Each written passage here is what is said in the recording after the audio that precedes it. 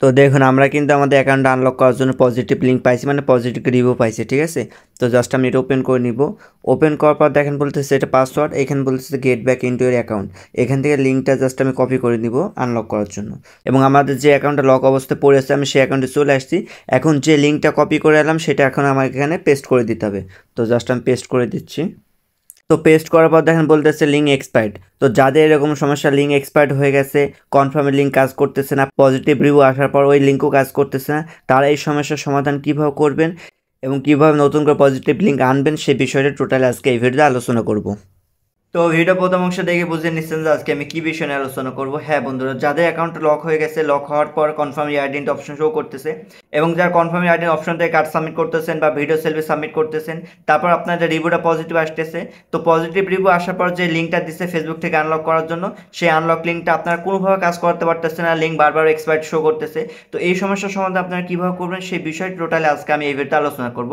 আর আজকে আমি এই যে সিস্টেমটা দেখাবো, ওই সিস্টেম ফলো করে যদি আপনি লিঙ্কটা কাজ করতে পারেন, আপনার লিঙ্কটা 100% কাজ করবে এবং কোন প্রকার এক্সপায়ার দেখাবে না, এবং ওই লিঙ্কের মাধ্যমে আপনি কিন্তু খুব সহজে অ্যাকাউন্টটা আনলক করে নিতে পারবেন। যদি আপনাদের পজিটিভ আসার পর সাথে সাথে লিঙ্ক এক্সপায়ার শো করে, তাহলে আপনি দুইটা উপায়ে সমাধান করে নিতে পারেন। প্রথম উপায় হচ্ছে আপনি পুনরায় আবার সাবমিট করতে পারেন। সাবমিট বলতে এখানে এনআইডি কার্ড সাবমিট করতে পারেন, অথবা যদি আপনার ভিডিও সেলফির মধ্যে আনলক করতে দেয় তাহলে ভিডিও সেলফি আপলোড করতে পারেন। এক কথা হচ্ছে আপনি প্রথমবার যে উপায় অবলম্বন করে পজিটিভ পাইছিলেন সেই উপায় আবার অবলম্বন করে আপনি সাবমিট করবেন। যদি ভিডিও সেলফি আপনার অপশন অ্যাভেলেবেল থাকে তাহলে আপনি ভিডিও সেলফির মাধ্যমে, যদি কার্ড অপশন অ্যাভেলেবেল থাকে কার্ড অপশনের মাধ্যমে, ঠিক আছে। আর দ্বিতীয় উপায় হচ্ছে আপনি যে পজিটিভ রিভিউ পাইছেন এবং যে লিঙ্কটা পাইছেন, ওই লিঙ্কটা যদি প্রথমবার কাজ না করে আপনি 24 ঘন্টা ওয়েট করবেন। যদি আপনি 24 ঘন্টা ওয়েট করেন তাহলে কিন্তু আপনি আরেকটা পজিটিভ লিঙ্ক পাবেন। আরেকটা পজিটিভ লিঙ্ক কীভাবে পাবেন সেটা আমি জাস্ট আপনার মেইলে দেখাই। এই যে দেখেন রিমাইন্ডার একটা মেল শো করতেছে, এটা কিন্তু আপনি 24 ঘন্টা পর আবার নতুন করে পাবেন। আপনি সাবমিট করেন অথবা না করেন এটা কোনো বিষয় না। আপনি এই যে প্রথম যে একটা লিঙ্ক পাইছিলেন পজিটিভ, এটা যদি আপনি কাজ করতে না পারেন বা এই লিঙ্কের মাধ্যমে যদি আপনি আনলক করতে না পারেন, তাহলে কিন্তু ফেসবুক আপনাকে 24 ঘন্টা পর আরেকটা নতুন লিঙ্ক দিবে।